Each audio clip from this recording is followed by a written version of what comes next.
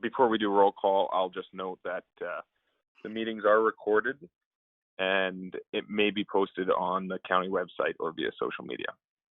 If we can have a roll call starting, I'm going to go to the left of me on the table. So Glenn, is Glenn there? Present. Present. Donna? Present.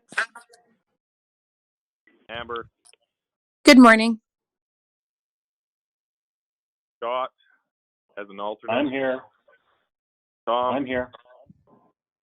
Here. Mr. Armstrong? Yep. Brittany? Here. Rex? Yep. And Barry? Present. Oh, we got everybody on a conference call. That's always a good thing. So we will, we have agenda before us. Is there any errors or additions, deletions? I can move approval if there are no additions. Tom, I know you talked about having a roundtable discussion about the drop in commodity prices. Did you want to add that? Yeah. Sorry, I'm We can just have a roundtable discussion even if nothing comes of it. Right. We have to figure out if there's anything. I'm not sure what we can do for our ag producers, but they're going to be and are currently suffering some horrible downturns. So yes, can we add that to, I guess, new business? Yeah, we can add a roundtable discussion on dropping commodity prices under 2.11. And Amber, would you like to move the amended? Sure, thank you. Questions? No questions. Okay, so sorry, before I should have done this, Mackenzie even reminded me and I had plans of it. So how we're going to do this for the members at large, if you haven't been a part of a conference call, when it comes to motions, I will be asking for objections. And if there is anybody not in favor of the motion, even if it's one, I will be asking for a roll call vote to see who is in favor and who's not. So just FYI. So Amber's made a motion on the amended agenda. Is there any objections? None. That is carried. Moving on, adoption of the minutes from ASB organizational January 15th and ASB meeting minutes January 15th, regular meeting. Discussion? It's Tom. I'll move the adoption of the minutes. Yeah, Gay, do you want two separate motions for the minutes? Yes, I do, please. I will Tom, move the adoption of the organizational minutes. It's Tom. Eichert's moved organizational. Questions, discussion? If there's I don't none, see them in the package. I only see the agenda. did you go online, Rex, and grab the agenda? Sorry, I've got the agenda in my email, just the agenda itself, but not the whole package, I guess. Maybe that's what I did wrong. Yeah, I think the email should have a link to the whole package online. Okay, go ahead. If there's no questions on the meetings, is there any objections? Anybody against the motion? None. I'll move. I'll call that in. That's carried. Sorry. ASB meeting minutes, January 15th, regular meeting. Questions, concerns? I'll move them. Glenn Collingham. Glenn has moved. Any discussion, objections? Everybody's good with them? Those are carried. Approved. So with the roundtable, I think we'll move the added agenda item to the last, just so we can have a good lengthy discussion about it. So we'll go to new business, the ASB grant program application, 2.21 for 2020 to 2024. Russ? Yeah, morning, everyone. So yeah, we're into a new grant cycle here. Previously, our grant was for a 3-year agreement. This is for a 5-year agreement. So part of the reason we're a little late with having this meeting was so we could get this grant done. It was actually due last Friday. Our timelines were fairly tight as to when it came out and then to have it wrapped up. So it was due last Friday. It's sent in, but I wanted everybody to be able to have a look through it. There's 2 components of the grant. There's our legislative requirements, which is kind of our core programs of the legislation, like the Weed Control Act, Ag Pest Act, Soil Conservation Act. Historically, every ASB in the province has gotten $168,000, and it was announced here a while ago that that grant was going to be cut down to $122,000. The other component of the grant is now called the resource management component. In the past, that was our environmental stream funding. So that is, it's a competitive grant, so dollars are given out based on your application. In the past 3 years, we've gotten $74,000 a year for that. And we're requesting $90,000 a year now in this new grant cycle. So I'll maybe just go through the highlights of it.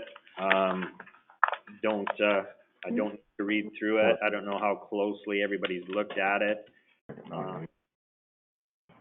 There's a situation statement which kind of gives the background of all our details for wheatland.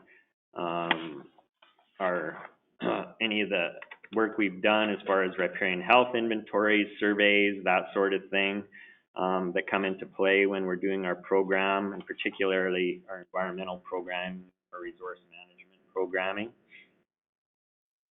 So if you're going through the grant, if you go to page 22, the grant itself, it's broken down into goal areas. And again, our legislative stream funding, goal area 1 is the Pest Management Act, which relates to appointment of inspectors for inspecting pests like clubroot, fusarium head blight, blackleg.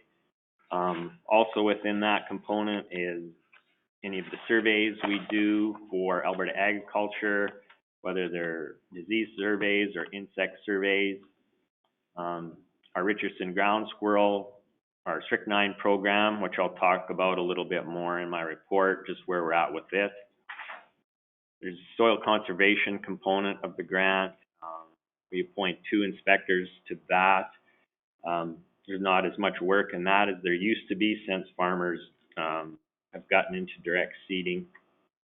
Also, along with that grant goes any of the work we do on our road construction as far as soil erosion, roadside seeding, that sort of thing. The Weed Control Act, which is a big component, we have 5 weed inspectors appointed. George is our primary, obviously. Inspect 100% of our roadways, our seed cleaning plants, along with vegetation control on our right-of-ways, whether it be mowing or spraying. Hamlet spraying, waste transfer site spraying, that sort of thing. Rental equipment program goes in there as well, our sprayers that we rent, pasture sprayer, weed wiper. And also in that is inspections along the Bow River for purple loosestrife. Goal 4 is Animal Health Act, which we just have a supporting role in that with the province. So there's nothing in there activity-wise unless something comes up that we're called upon. Goal Area 5 is to operate as an effective, viable ASB.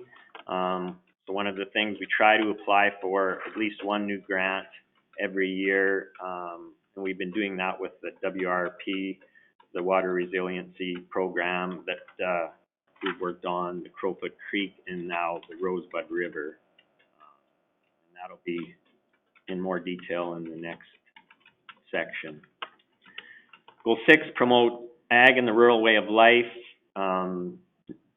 Submissions to our newsletter as far as articles of interest, web page, social media, anything with the newspaper. We did an interview here, a month or so ago with the newspaper.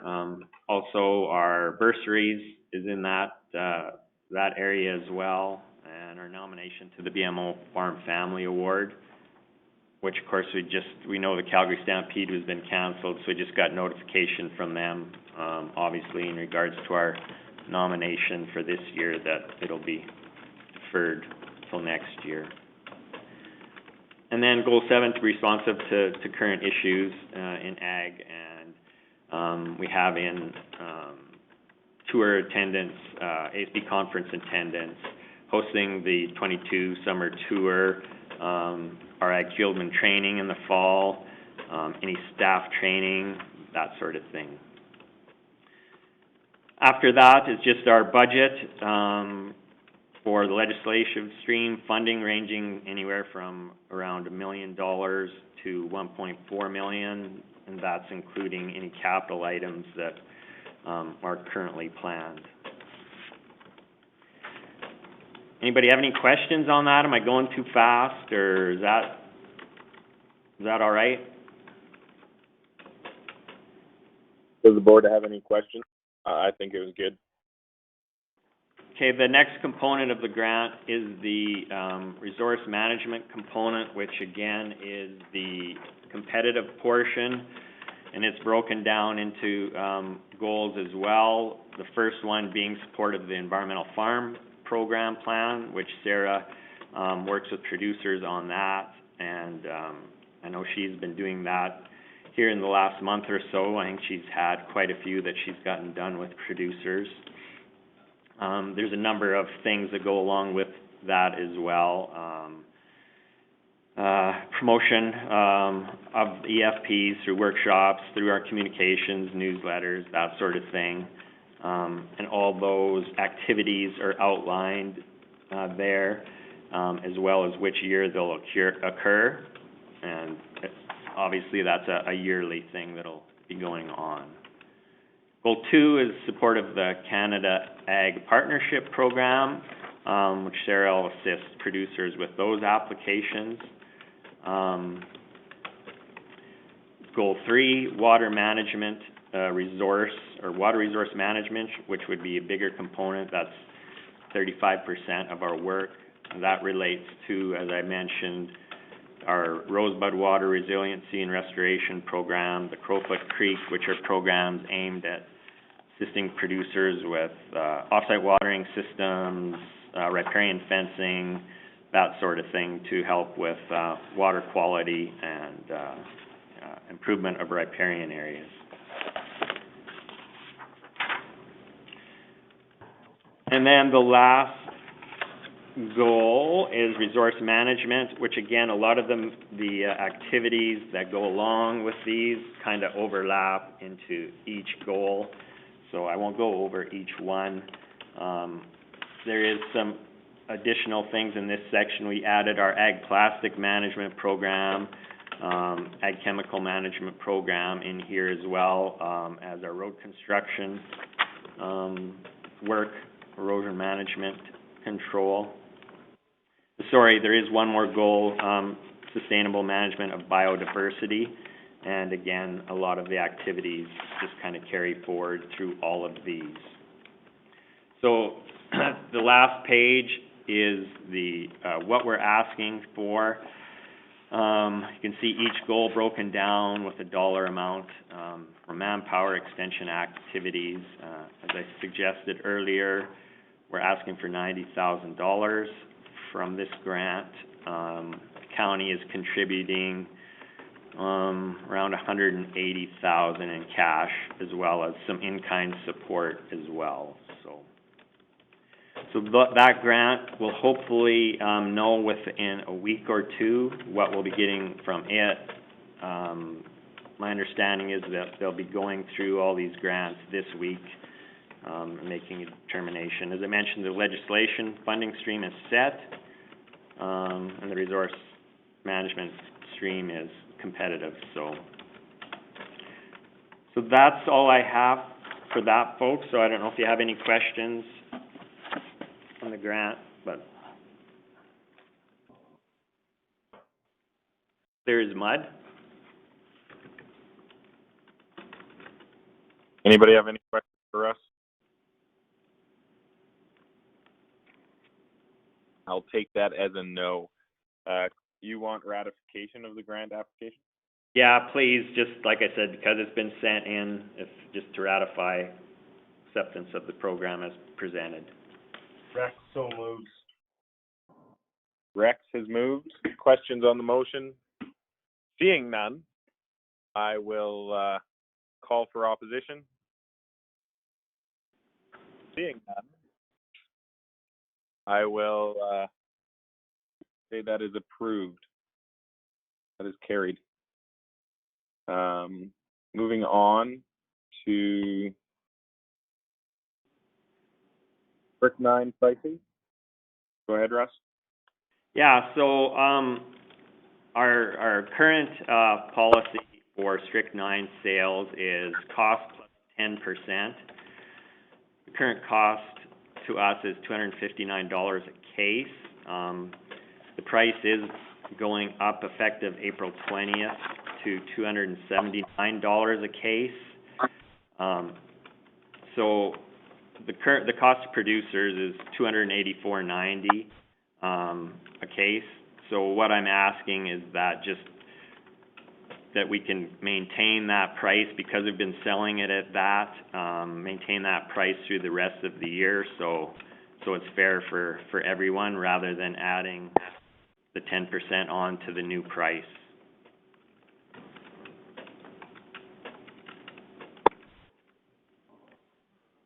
So basically what would happen, it would jump from $284.90 to $306.90 if we did it that way. Question. I don't think producers will have a problem with it. They're probably just happy they can still get it. So, again, I would move that as a motion to increase the price starting today to roughly $280.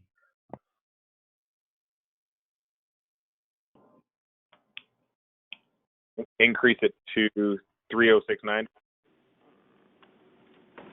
Yeah. Well, so what I'm asking is to keep it the same.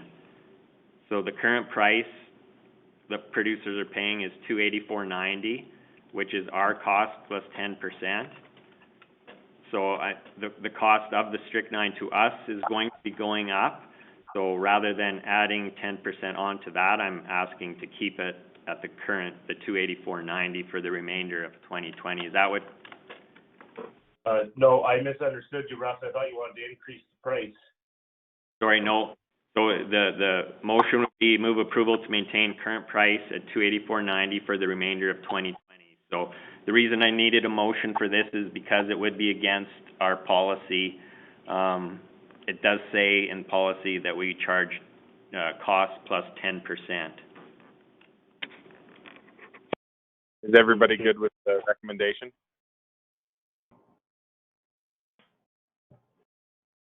So Yeah, I'd like to see Rex's Kemp motion is to accept Russ's recommendation? Yeah. That's right. Okay. Any other questions? Did I hear Amber in there, or was she clarifying? No, that was me. I was trying to make sure that we understood that it would stay the same. Yeah. For 2020, yeah. So Rex's motion is to accept administration's recommendations. So is there any objections or opposition to that motion? Seeing none, that is in favor, that is carried. Russ, do you want to just, I know we've had this conversation, do you want to just tell the board what you were doing with strychnine right now, limiting it to operation? Yeah, so I have been limiting it to 2. That's going to change though, unfortunately. So what's happened is the factory in India that makes the raw product that is shipped over here to the Saskatchewan company, who then turns around and makes the liquid product that we get. So that factory in India has shut down.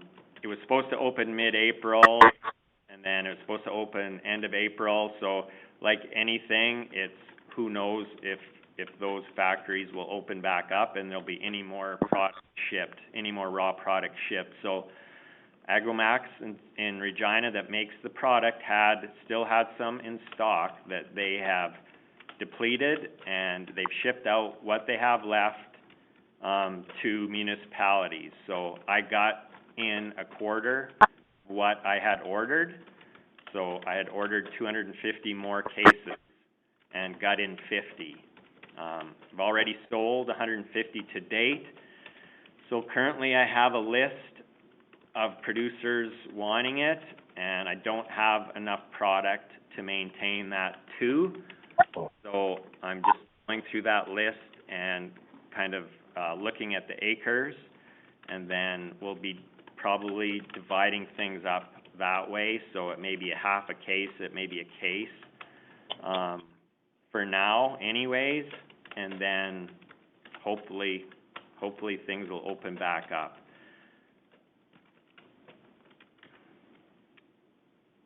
So we just got the last shipment in, so after this meeting, I'm gonna start phoning producers to have them start coming in to get rid of this, but I'm suspecting this could quite likely be it for the year, but who knows?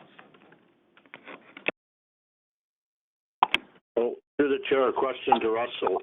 If somebody phones us and asks us about the strychnine and they're not on your list, if they phone in and get their name in, will they be on the list for next year if you get anything in next spring?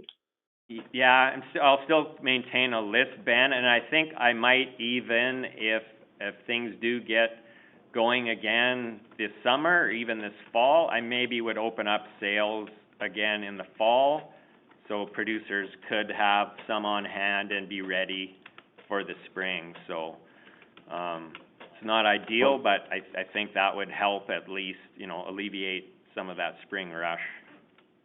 Okay, so they just phone the office and get their name on the list then? Yeah, that's what has been happening. So like I said, yeah, I'll just keep maintaining a list of producers, because I expect to continue to get calls right through till June, which I generally do, right? We usually stop sales the 3rd week of June. So, yeah, calls come in pretty much every day on it. Okay, thanks, Russ. Any other questions for Russ?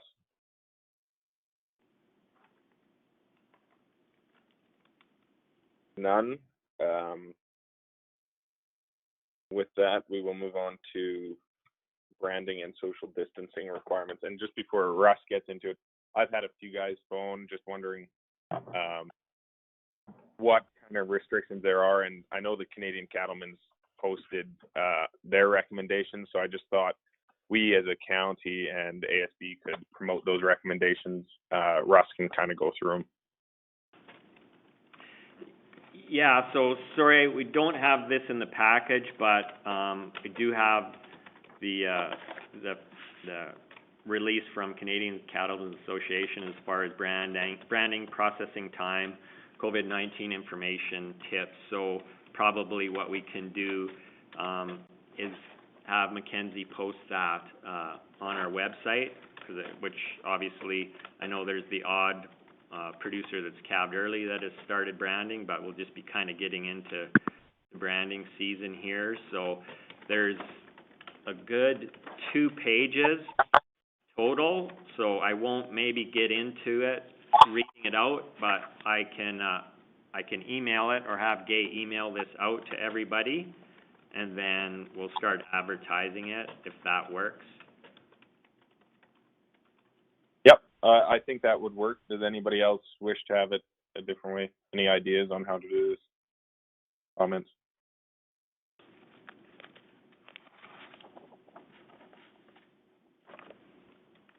None. That's great. I don't think we need a motion or anything. I just figured we'd give the board a heads up. So. Yeah, thanks.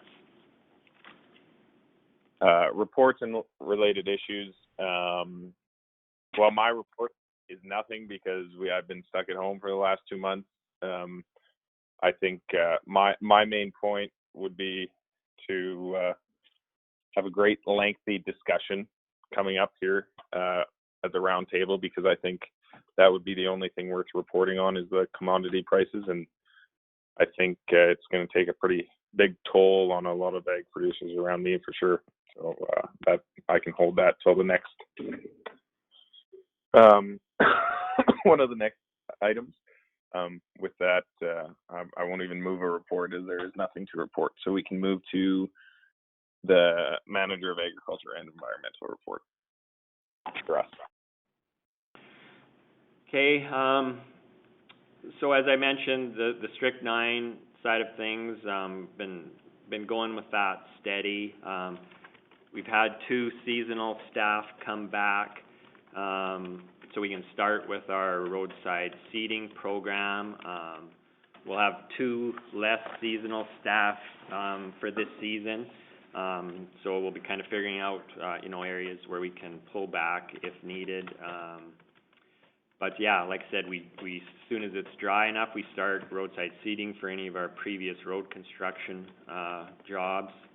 We've been continuing to roll grain bags. We've got about 112 from 25 producers and a fairly long waiting list of guys to get to yet. So that's continuing.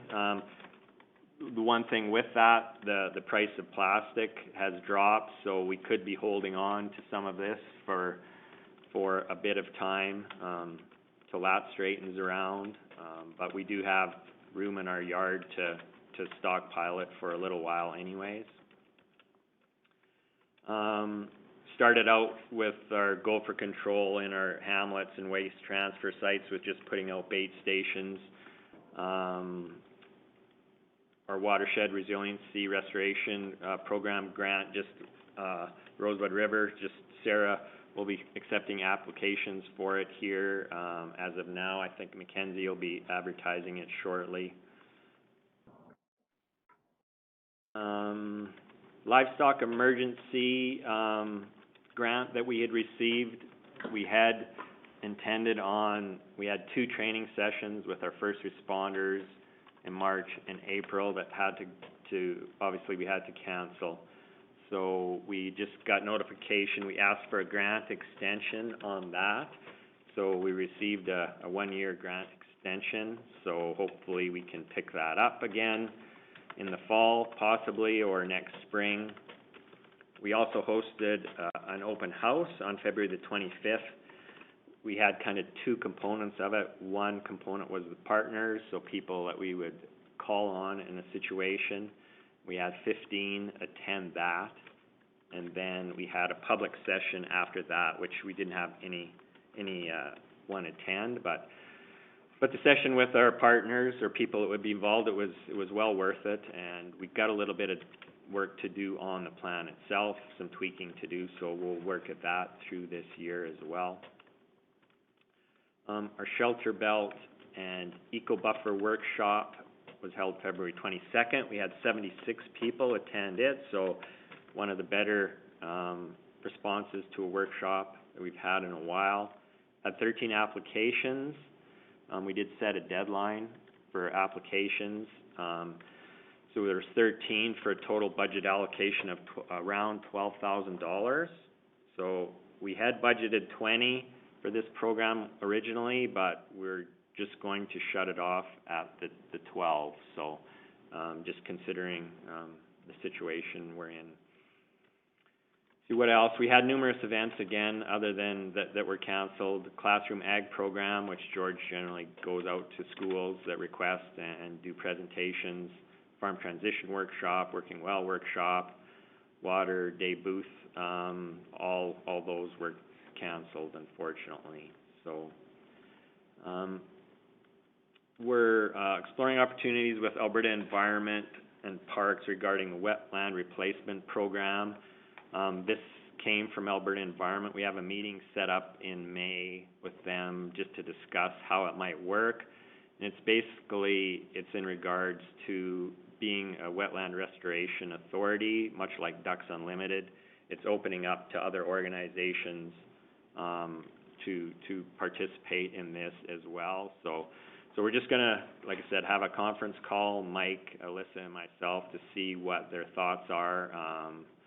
I have no idea if we'll be able to handle it, would be interested in it or not, but first step is just to have a listen. We're also doing, as I mentioned, a roadside and borough area seeding, as well as treating of brush, the cut stumps.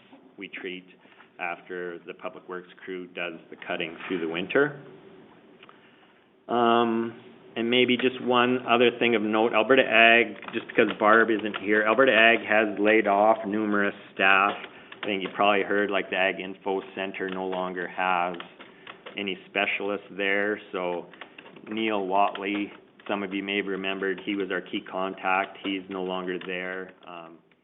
Harry Brook, the fellow that does the licensing for the farmer pesticide certificates, no longer there.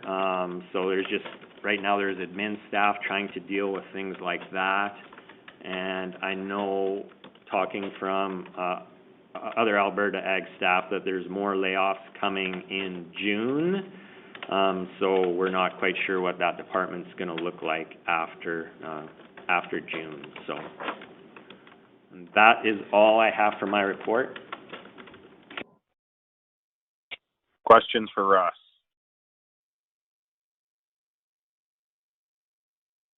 None. Can I have somebody move his report? This is Barry. I'll move his report. Barry is moved. Any opposition? Hearing none, that is carried. Moving on to the roundtable discussion. Tom, do you want to start off? I know you brought it up. I know you should definitely have a chance to speak at it. I'm just looking at the cattle market right now, and from the start of the year, I mean, we all know it's dropped substantially. It's about 33% market. I mean, canner cows are bringing 57 cents, which is the lowest I've seen in a long time. Probably since, just a little bit after BSE, but that's me. I'm sure Ben remembers other things. So, Tom, you can go ahead and kind of speak your mind and what you were hoping to accomplish. I just thought that we need this discussion, just if there's what we can do as the Ag Service Board to get how dire the situation is. You know, like I'm personally looking for support on the 13 grass feeder calves I'm going to bring to market in the next 3 weeks. So I believe that should be taken care of right off the top. But no, seriously, I mean, no one's going to get out of this whole situation without being terribly mauled, I think. So, and I think right now the producers, like the meat producers, like the cattle producers, the hog producers and all that, I think they're starting to get mauled right now. I just don't know. That's not my expertise. So I just thought we should bring this up and figure out if there's something we can do as a county to help to lobby for our producers. I mean, it's going to take some time, but there's got to be some programs out there that I'm not aware of that we could lobby for. So that's the extent of it, Jason. Board thoughts?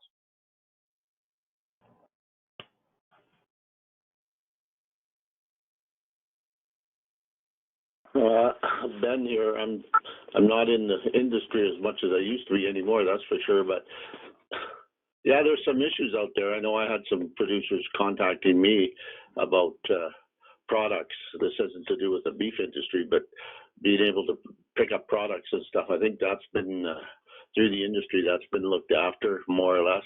There is product moving. They're getting their fertilizer. They're getting their seed.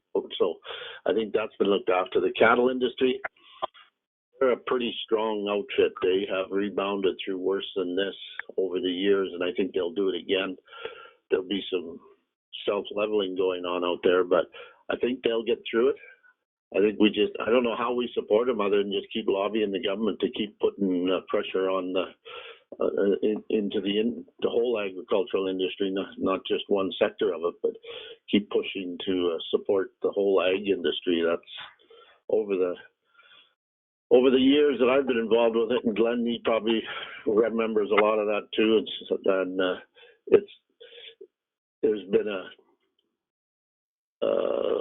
I guess you would call it, the federal government hasn't really supported agriculture in the past. Agriculture has basically supported itself. The federal government does some lip syncing and different things along the line, but they really haven't wholeheartedly supported agriculture. Agriculture looks after itself, and they seem to rebound. So provincially, they get a little more support, but yeah, no, there's some tough times out there, and some of these guys will find out all this big machinery and stuff comes at a cost, but they'll get through it. They always have, and all we can do as a municipality is just keep putting pressure on the province and the federal to support agriculture as much as they can, especially on the world markets.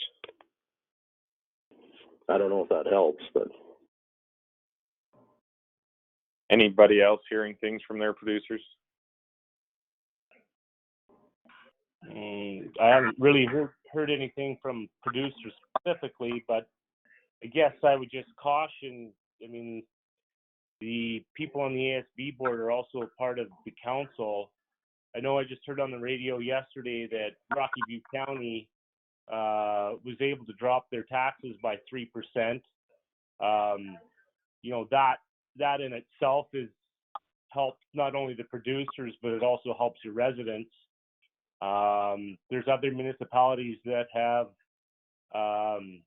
dealt with deferrals for utility bills and things like that. I guess I would just caution, you want to help the ag producers, but you've got residents that the council has chosen not to. So I would just caution picking one group over the other. I think if you're wanting to do something, it's probably better to look at a blanket situation. I think, we have fat cattle in the feedlot right now too. It is pretty scary. Our neighbors to the north have quite a few fat cattle in the feedlot as well. Right now it's a wait and see. I know the U.S. Trump was talking about forcing the U.S. Packing plant to reopen under certain conditions. So I think, hopefully we can get some of those fat cattle moving. And then I've been on the road basically 10 days straight. And there's tons of seeding going on. There's tons of harvest going on. So hopefully, these producers are going to come out of it. And then for the livestock side, I think if you compared it to BSE, I don't think we're close to that yet. So I just don't know what we could do for them individually at this time. Anybody else have questions? I think just further to what Rex said, I agree that we have to be ready for investment and poise ourselves to attract investment, especially in terms of processing and value added ag and things like that. And I agree that some of that hinges on tax rates and but then also just being ready for that and having the infrastructure in place. And I think council is looking in that direction, and I think we will be an attractive area, and I think that can only benefit our producers as well. I'm open to any ideas for advocacy that we can do. I'll leave it at that. Donna, Glenn, Brittany, Barry, any comments? Scott, you can jump in too. Okay. I got a couple. It kind of mirrors Ben's. Been in the business a long time. A lot of my problems, or a lot of the problems on the ag side, are government generated. They're trade policies, they're retaliation policies. There are our neighbors to the south, trade wars, creates a surplus in their ag products the country won't buy. It cheapens their product. Therefore, our producers import it cheaper. Just to give you some perspective, a few years ago, there was a huge outcry in the world that going to take corn, a food stock, and produce ethanol. There's a huge surplus of corn in the States. They grind 30% of it up, I believe, for ethanol. Now the ethanol market's going down. People are staying at home. It just creates surpluses, and they're all, a lot of it is government generated. As far as the beef producers, I don't believe it's close to our last episode. This, I'm thinking, hoping, praying, is temporary till the workers gain their immunity from the COVID, and they get the workers back in the plants. People are still going to eat. Our biggest concern is we ship vast quantity of what we produce to other countries. And as far as the government supporting us in our pocketbook is ineffective. It's their broader trade policies that make or break a lot of the individuals. So yeah, we can release a couple prisoners. Maybe a country will start buying our canola again. But yeah, I don't know. As a county, we don't have any power to do any of that kind of stuff. Keeping our county tax competitive, lower the rates as much as we can. Yeah, that's enough rambling. Thank you, Ben. Any other comments? Yeah, I don't, it's Donna here. I don't really know the lobbying part. I don't even know where you'd start, and I think it's maybe a bit too soon.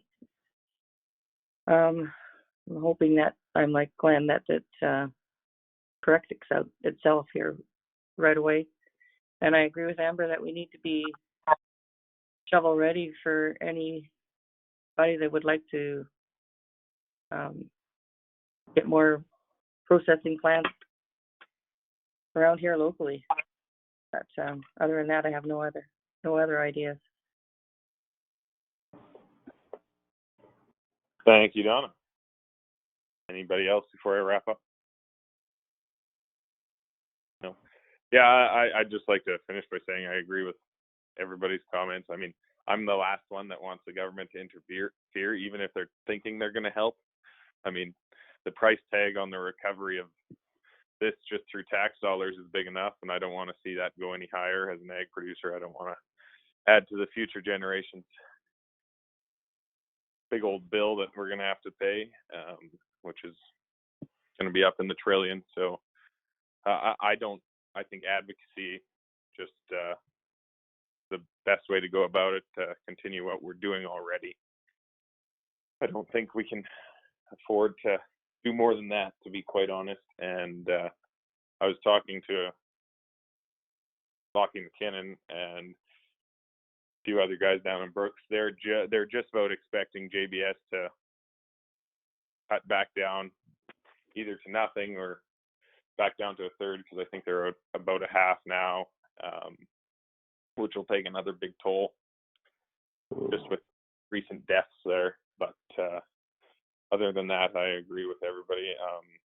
Yeah, I was just glad we were able to have this conversation and let everybody that maybe isn't aware of things get aware of it. And I mean, you can follow all the market pricings online. Canfax is a great one for cattle.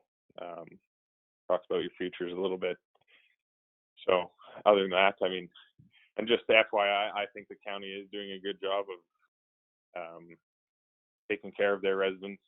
We were able to hold taxes on residents this year and cut a business tax, which is good for everyone, no matter what others say. So well done. And if there's any other comments, I'll gladly hear them.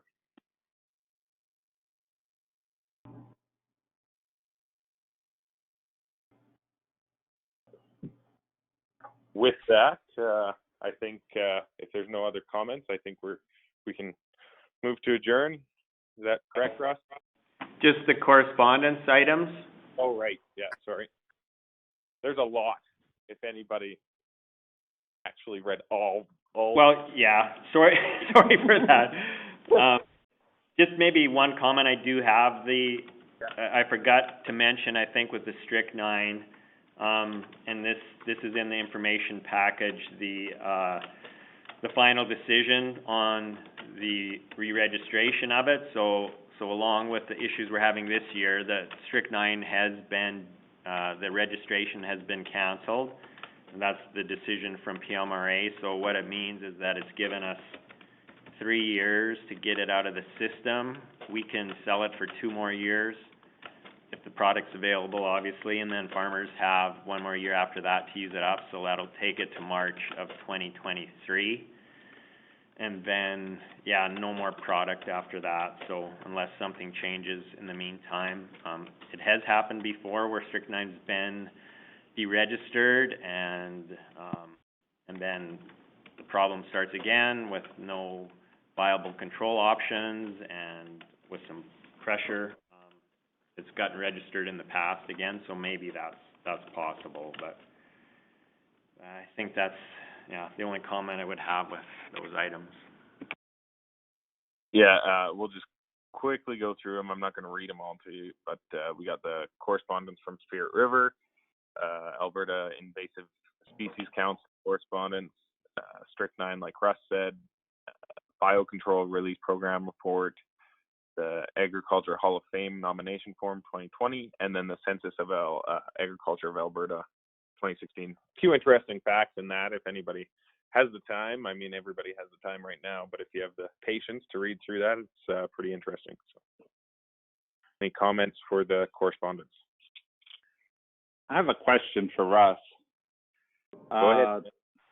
These invasive species, the quagga mussel and the zebra mussels, is there any control, any word? Are we still funding any of that, or? No, we're not funding any of it. It's just monitoring, as far as I know. Like WID does monitoring. They do monitoring in Chestermere for sure. And then I know the province does monitoring in some of the bigger lakes, like Lake Newell, that sort of thing. So, other than the initial kind of push for education, that's kind of where we had come in. Prussian carp is probably as big an issue or more of an issue right now in our waterways because they're absolutely everywhere. But yeah, as far as the quagga and zebra mussels, just monitoring. Thanks, son. Any other comments? Questions? Everybody's good? Ben Armstrong, I'll move the information as the items for information. Thank you, Benny. Any objections? Opposition?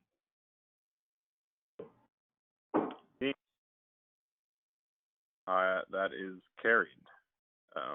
Now, sorry for my premature adjournment. Can I have somebody move to adjourn, and then we will stay on the line? I'll move adjournment. Donna. Yep, Donna has moved. Any objections? Good, that is carried. Adjourned at 9:50.